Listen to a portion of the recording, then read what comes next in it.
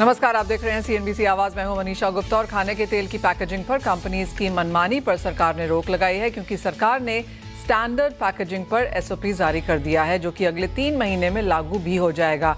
यानी अब 1 लीटर की पैकेजिंग में 850 ml या 910 ml तेल नहीं मिलेगा। सरकार ने साफ कहा है कि कंपनीज पैकेट में नेट मात्रा ml में लिख सकती हैं, लेकिन उन्हें साथ वजन भी लिखना जरूरी होगा। इसका बाजार पर कितना असर, आम लोगों को कितनी राहत, इसी पर बात करेंगे। हमारे साथ इसी पर कार्यक्रम में जुड़ रहे हैं एशिया पाम ऑयल अलायंस के chairman Atul Chaturvedi, NGR agro industries के MD अजय झुनझुनवाला। आप दोनों का कार्यक्रम में स्वागत है। अतुल जी, मुझे याद है बहुत पहले, आई थिंक 1.5 साल पहले आपने इसके बारे में पहली बार बात की थी, and finally I am assuming काफ़ी सारी रिप्रेजेंटेशंस इसके ऊपर हुई भी होंगी।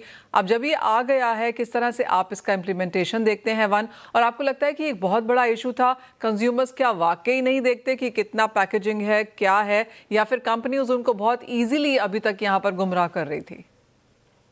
नहीं, देखिए, मेरे हिसाब से इंडस्ट्री के एंगल से 2 मेजर इश्यूज थी।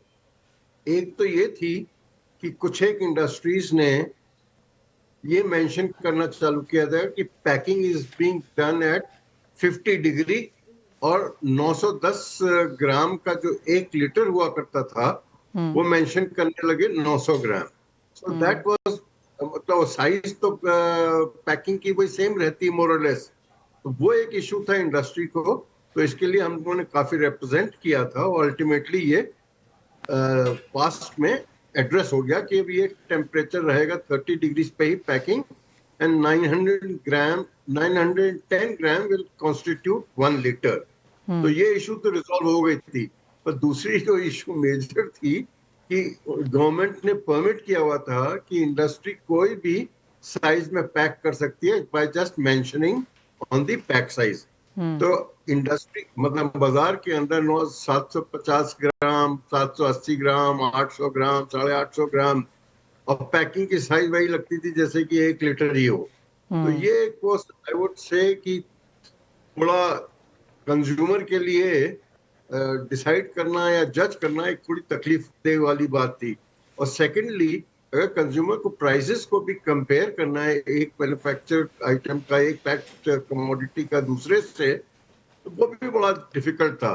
तो इंडस्ट्री तो बहुत रिप्रेजेंट कर रही थी, और अल्टीमेटली फाइनली गवर्नमेंट को समझ में आया कि हाँ, ये डेफिनेटली सही बात है, और इसको इन लोगों ने एक्सेप्ट किया। पर इसके लिए हम लोगों को सारी जितने भी एसोसिएशंस हैं उनको सबको ज्वाइन करके एक जॉइंट रिप्रेजेंटेशन देना पड़ा गवर्नमेंट को लास्ट दिसंबर में, तब कहीं जाके ये फाइनली इम्प्लीमेंट हुआ है। तो मैं एक चीज क्लैरिफाई करना चाहता हूँ कि ये इंडस्ट्री की तरफ से डिमांड थी कि ये एनोमली को रेक्टिफाई किया जाए। Well, absolutely. जैसे आपने कहा कि मेजर चीज़ तो यही है कि कंपैरिजन एंड कॉम्पिटिटिवनेस यहाँ पर जज करना काफ़ी डिफिकल्ट हो रहा था। अजय जी, आप कैसे देखते हैं इसको? क्योंकि एक कंपैरिजन ऑफ कोर्स यहाँ पर एक मुश्किल थी, काफ़ी समय से इसकी बात भी चल रही थी, एंड आई एम अज्यूमिंग सिर्फ एडिबल ऑयल नहीं, बाकी सारी कमोडिटीज़ में भी ये इश्यूज यहाँ पर लगातार रहे हैं। इंडस्ट्री की तरफ से मैं तो बहुत वेलकम करूंगा ये स्टेप गवर्नमेंट का, जिसने कंज्यूमर के इंटरेस्ट में और इंडस्ट्री के लिए ये बहुत अच्छा स्टेप ले लिया है।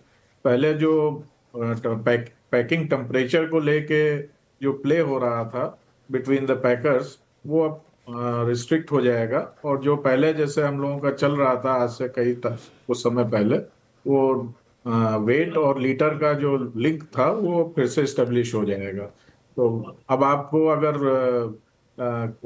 केजी में पैक करना है तो केजी में आप लिखिए, और लीटर में पैक करना है तो आप केजी में भी साथ में मेंशन करना जरूरी है। उसके लिए भी गवर्नमेंट ने टेम्परेचर्स फिक्स कर रखे हैं। लिक्विड के लिए 30 डिग्री, फार्म के लिए 45 डिग्री, एंड घी के लिए 50 डिग्री सेंटीग्रेड। तो इससे मेरे ख्याल से काफ़ी जो दिक्कतें थी वो दूर हो जाएंगी, और will have a transparent system. Alright, तो सरकार की तरफ से तो यहाँ पर एक पॉजिटिव आता हुआ नजर आया है, लेकिन मौसम की तरफ से अभी भी यहाँ पर थोड़ी सी कंसर्न्स लगातार बनी हुई हैं। अतुल जी, उस तरफ फोकस करेंगे, और जिस तरह से एल निनो की बातें यहाँ पर लगातार हैं, मॉनसून का ऑनसेट जरूर है, प्रोग्रेस साउथ इंडिया में है, आगे बढ़ रहा है, लेकिन उस स्पीड से नहीं जो चाहिए था। और बे ऑफ बंगाल में अभी तक कोई डिप्रेशन नहीं है, यानी कि आईएमडी का कहना है कि मॉनसून अभी खुद की रफ्तार से चल रहा है, जो कभी भी ढीली पड़ सकती है अगर बे ऑफ बंगाल में एक टेम्परेचर या एक डिप्रेशन नहीं पड़ता है। तो ये एक चिंता यहाँ पर लगातार है। और ये हम बात करते भी रहे हैं कि इन्फ्लेशन की कैटेगरी में सबसे ऊपर यहाँ पर एडिबल ऑयल ही रहा है। फ्राइडे को यहाँ पर कंज्यूमर इन्फ्लेशन के नंबर्स भी आ जाएंगे, बाजार की उसके ऊपर भी नजर है। कंसर्न है कि आपको इस बात को लेकर कि एडिबल ऑयल प्राइसेस लगातार यहाँ पर तेजी में रहे हैं। या अकेले एडिबल ऑयल की कंटेक्स्ट में नहीं भी बात करूंगा, मैं समझता हूँ कि सारी चीजें अपवर्ड ट्रैजेक्टरी में हैं, वेदर वी लाइक इट और नॉट। ये जो गल्फ वॉर है और ये जितना सब डिसलोकेशन हुआ है, इन सब चीजों की मार प्लस जो उस पे सोने पे सुहागा हुआ है, या आपका एल नीनो ने एटलीस्ट उसके डिस्कशन ने तो आज की तारीख में लोगों के दिलों में एक सॉलिड भय डाल दिया है। मैं समझता हूँ कि एडिबल ऑयल इससे अछूता नहीं रहने वाला है। अगर एल नीनो डोमेस्टिकली अपने यहाँ इसकी प्रॉब्लम हुई, क्या नाम, क्रॉप की, मीन्स लार्जली सोयाबीन तकलीफ में आ सकता है या पल्सेस तकलीफ में आ सकती हैं। तो इस सब हालत पे मैं समझता हूँ कि अपने को तैयार तो रहना चाहिए। पर एक चीज मैं जरूर शेयर करूंगा कि हिंदुस्तान में सप्लाई चेन की कोई तकलीफ नहीं है। और जहां तक एडिबल ऑयल का सवाल है, जो आज की तारीख में जो लेवल हो गया, समझ लीजिए on delivered CNF India basis $1250 plus minus $20-30 here और देयर, मोर और लेस ये लेवल मैं समझता हूँ टिका रहना चाहिए। और इसमें बहुत ज्यादा बढ़ने की गुंजाइश थोड़ी कम है, फॉर द सिंपल रीजन कि अगर हम लोगों के यहाँ देखें तो थोड़ा डिमांड पे भी फर्क पड़ा है, क्योंकि India is a very price sensitive market. और उससे जो प्रोड्यूसिंग कंट्रीज हैं, स्पेशली पाम की, वहां पे भी भरावा थोड़ा हो रहा है। और खैर अपने को प्राइजेस के मामले में तो ऊंचा रहना ही पड़ेगा, क्योंकि अपना रुपया भी थोड़ा वॉबली है। तो ओवरऑल मैं समझता हूँ the consumer will have to race for higher prices. इस लेवल से बहुत ज्यादा ऊपर चला जाए वो मुझे थोड़ा शक है। ऑलराइट, तो तेजी हम यहाँ पर बनता हुआ देख चुके हैं, एक चिंता यहाँ पर लगातार बनी है, लेकिन यहाँ से बहुत बड़ी बजर देखने को मिलेगी ऐसा फिलहाल यहाँ पर नहीं लगता है। अजय जी, आपका क्या सेंस है इसमें? प्राइसेस को देखकर आप क्या कहेंगे? अवेलेबिलिटी कोई इशू यहाँ पर नहीं है, वो हम लगातार अपने दर्शकों को बताते भी रहे हैं, क्योंकि ओरिजिन कंट्रीज में अच्छी खासी एडिबल ऑयल की प्रोडक्शन है। लेकिन जहाँ तक प्राइसेस की बात है, आप कहेंगे आगे जाकर तैयार रहना चाहिए कि जब तक बारिश होएगी और वो पकौड़े वकौड़े तलने की बात आएगी, एडिबल ऑयल के प्राइसेस नीचे गिरने वाले नहीं है, यहाँ से ऊपर ही जा सकते हैं। मैं तो सबसे पहले गवर्नमेंट का थैंक यू करूंगा कि उन्होंने पिछले कई सालों में काफी क्राइसिस के बदौलत फिर भी प्राइसेस को बहुत मेंटेन रखा है। ये जरूर है कि मेरे ख्याल से एलिनो तो हम लोग प्री डिस्कशन में आ रहे हैं, अभी हुआ नहीं है, लेकिन हम लोग डर रहे हैं कि क्या होगा। तो वी होप कि बहुत खराब ना हो वेदर। और सेकेंडली जो मेन इशू है that is middle east, because of petrol prices, and petrol prices का असर सभी जगह होता है। लेकिन एक जगह जरूर मैं ध्यान ले जाना चाहूंगा आपके चैनल के माध्यम से कि हमको अपना बफर स्टॉक को इंक्रीज करना चाहिए।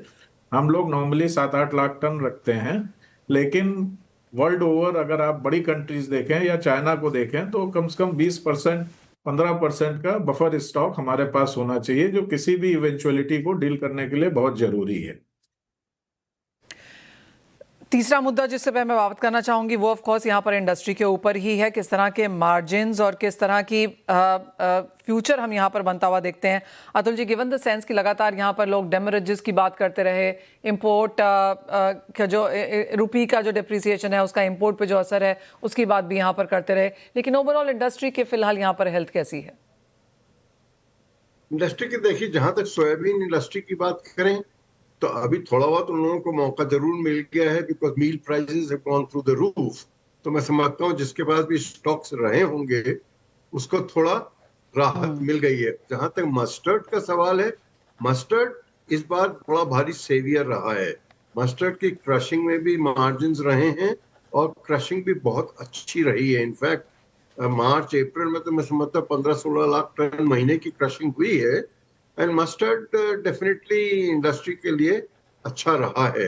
मैं समझता हूँ आने वाले दिनों में भी अभी मस्टर्ड का चूंकि क्रॉप बढ़िया रही है इस बार, तो वो फायदा देगी।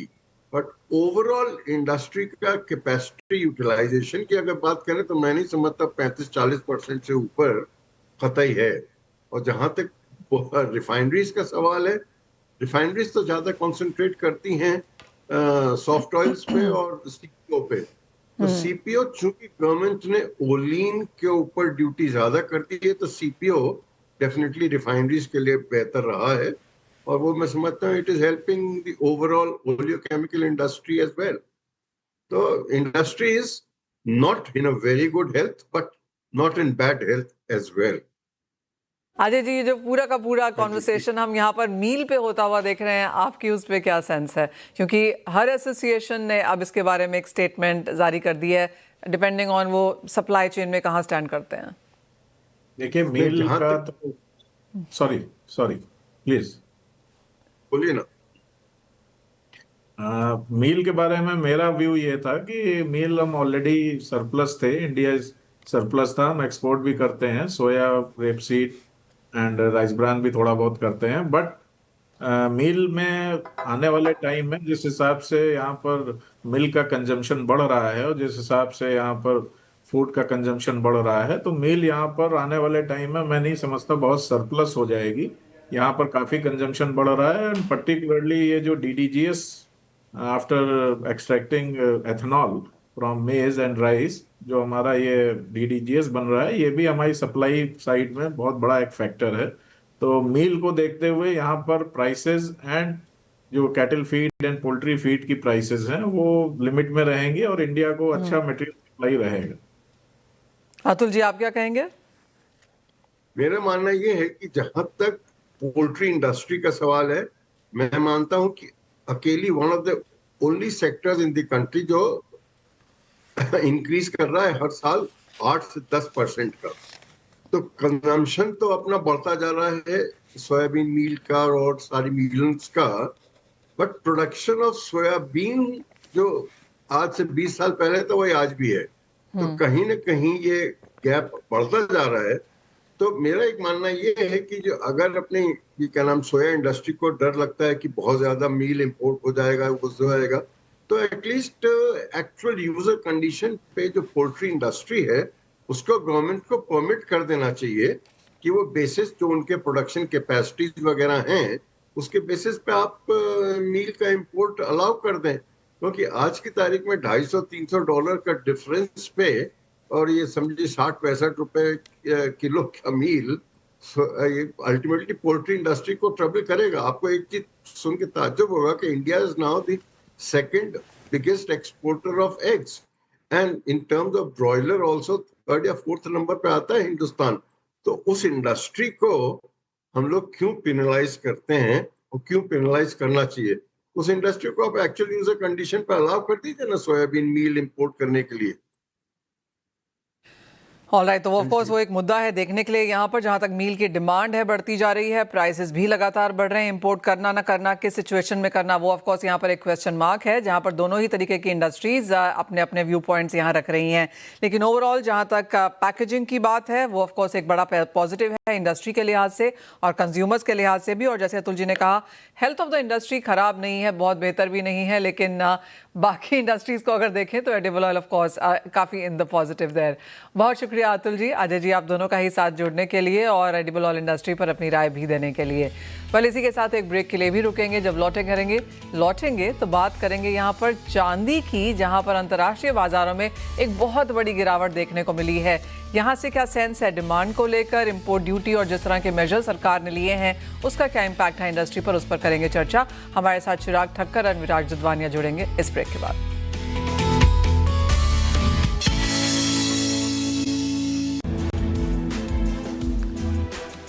स्वागत है आपका। और ईरान और इजराइल के बीच लगातार हमने तनाव बढ़ता हुआ देखा है। दोनों देश एक दूसरे पर मिसाइल्स, ड्रोन से हमले कर रहे हैं। इससे इंटरनेशनल मार्केट्स में चांदी के प्राइसेस $70 के नीचे आ गए हैं। इस पर बात करने के लिए हमारे साथ आम्रपाली गुजरात के CEO Chirag Thakkar and foresight Boolean के फाउंडर विराज दुधवानिया हैं। आप दोनों का कार्यक्रम में स्वागत है। चिराग, जैसे हमने यहाँ पर प्राइसेस में गिरावट आते हुए देखी है और अपने ऑल टाइम हाई से जो इस साल में बने थे वहां से तो अच्छी खासी मुनाफा वसूली है।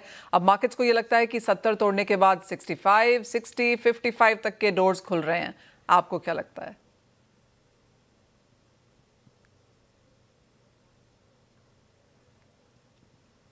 आप म्यूट पर हैं चिराग।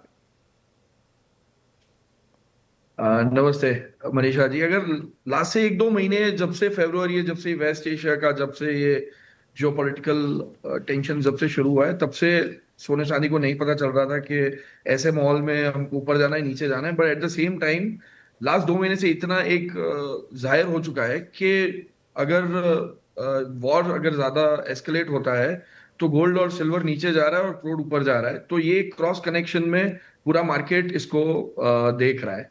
एट द सेम टाइम मुनाफा वसूली बिल्कुल बनती थी। जिस जिस टाइप के हाईज गोल्ड और सिल्वर ने बनाए थे, उस हिसाब से बिल्कुल ऐसा लग रहा था यहाँ से करेक्शन आना चाहिए, वहां पे कंसोलिडेशन होना चाहिए। तो कंसोलिडेशन होता हुआ यहाँ तक, ये रेट तक पहुंचा है। अगर लास्ट एक हफ्ते की बात करें तो we are down more than $8 silver prices पे। तो जो लास्ट वीक जब ऐसा लग रहा था कि अब ये एस्केलेशन, अब ये वॉर सीज फायर पे आ गया है और खत्म होने के तरार पे है, और last week again we got a news के कहीं ना कहीं वापस ये एस्केलेट होने की तौर पे है। तो गोल्ड और सिल्वर से काफी बड़े इंस्टीट्यूशंस का भी काफी सेल ऑफ आना वहां से शुरू हो गया। उसी के कारण इतना ज्यादा दबाव आ गया है प्राइजेस पे। जब मैं आपसे अभी हम बात कर रहे हैं तभी अगर कोई ऐसा न्यूज अभी जस्ट अभी मैंने देखा जो फीड पे आ रहा है कि अगर यूएसए अगर सीज फायर की अगर वापस बात शुरू हो जाती है तो शायद शाम तक we could see prices coming back to $68, maybe $70। But fundamentally technically थोड़ा सा गोल्ड और सिल्वर प्राइसेस पे दबाव देख रहे हैं। वी कैन सी $65 अगर कट होता है तो एक बार $60 तक हम वापस टच एक बार कर सकते हैं। जहाँ पे आज से एक डेढ़ महीने पहले जब $60 तक करेक्शन आया था, वही टाइम पे तुरंत से पुल बैक आया था वो लेवल से। तो एक बहुत ही शानदार लेवल है $60। अगर वहां पे अगर नीचे जाता है तो then it will be a scenario where in we could see more pressure coming in. But फिलहाल तो नहीं लग रहा कि $60 के नीचे सिल्वर के प्राइसेस जाएंगे। ऑलराइट विराज, आपकी क्या सेंस है? आई रिमेंबर लास्ट टाइम जब हमने बात की थी आप काफ़ी बेरिश थे, उसके बाद प्राइसेस बहुत बड़ी उठापटक दिखा चुके हैं, लेकिन करंट लेवल से आप कैसे देख रहे हैं? Namaste, Manisha ji. Thank you for having me back on the show. See, Chirag covered a lot of the points that I was going to say.